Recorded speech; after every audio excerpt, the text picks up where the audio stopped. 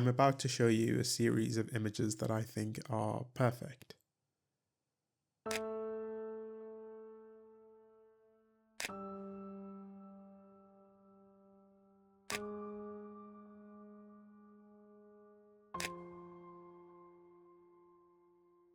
They're all from the movies of this guy, Wes Anderson, who I think is the poster boy for perfectionism. I mean, just look at this.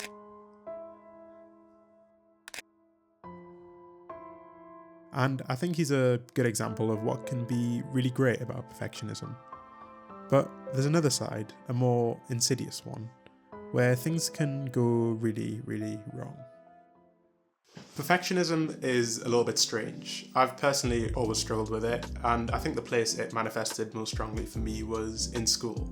I always felt like I had no option other than to do really, really well. But that's not the strange part. The strange part is that it kind of worked, right? But humble bragging aside, that underlines kind of the main problem with perfectionism and what makes it such a difficult thing to deal with. It seems like it should work. And maybe that's why, on a social level, we idolize perfectionists. People like Steve Jobs, who would famously mull over the smallest details for hours, or directors like Wes Anderson and Stanley Kubrick, who'd reshoot a scene several dozen times until it felt perfect. There's something poetic about this idea, the idea that they were striving to make something absolutely 100% perfect, and to us, seemingly achieved it. And who wouldn't want to achieve the things that they did? It makes sense, really, but clearly that's not how things work in the real world. Otherwise, we'd all be on our way to being the next Steve Jobs, and I know I'm not. And yet, at the same time, it seems so useful for a select few. So, where are we going wrong then? We tend to hold perfectionism up as an insignia of worth, the emblem of the successful. Yet in my time studying perfectionism, I've seen limited evidence that perfectionists are more successful, quite the contrary. They feel discontented and dissatisfied amid a lingering sense that they're never quite perfect enough. Perfectionism isn't really as simple as just wanting to be perfect. It manifests in a few different ways. It's multidimensional. And my favourite way to think about perfectionism comes from Joachim Stoeber, a professor who specialises in it. In his model of perfection, we can think of it along two related but slightly different aspects. The first is perfectionist strivings, the high standards, the ability to cope with failure, and to challenge your own beliefs and preconception. It's the aspect we see when we look at high achievers that are so highly lauded. Simply put, it's the desire to be your best self. But that's not the whole story, because these perfectionist strivings often come alongside another aspect, the side that makes us feel doubt, worry, and the overwhelming pressure of expectation. Perfectionistic concerns are the other facet. They're the type of thoughts that drive us to procrastinate out of fear, to label ourselves with guilt, and to desperately seek validation. It's not so much a desire to be your best self, but rather a kind of compulsive need.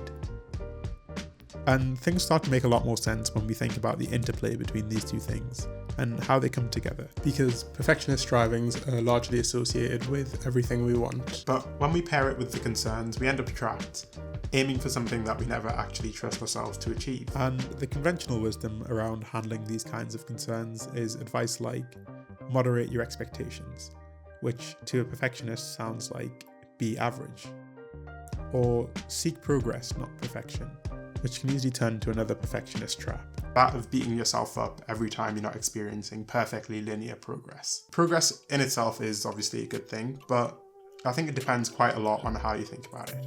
And bear with me 1 second, because a great way to understand what I mean is to look at the world of professional poker.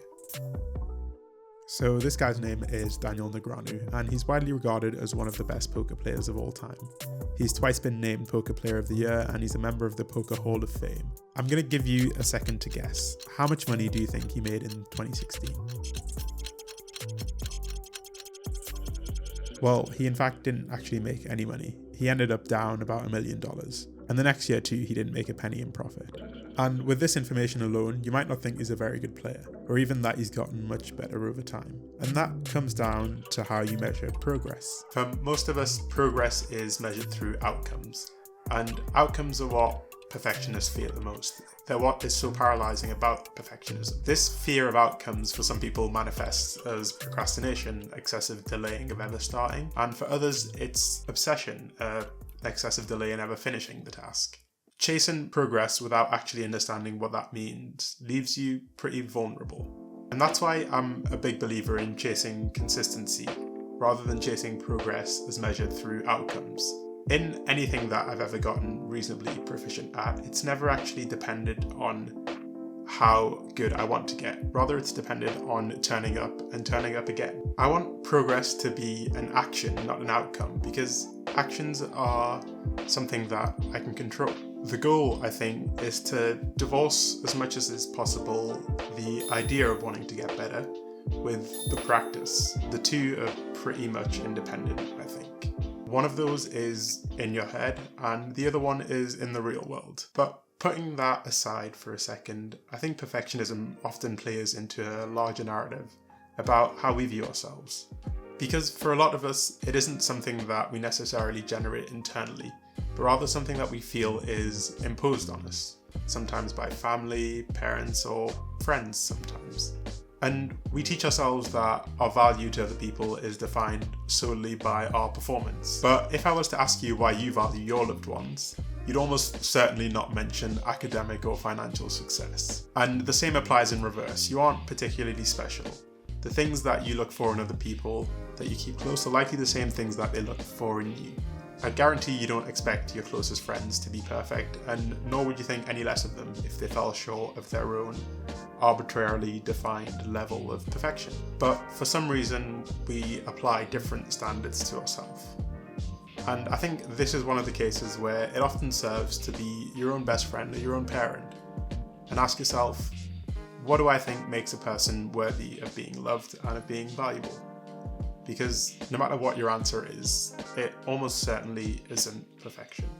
I want to thank Michael, Chris, Khan, Sarah, and Blueberry for supporting me on Patreon. I'm super duper grateful. You're a great help. Thank you so much.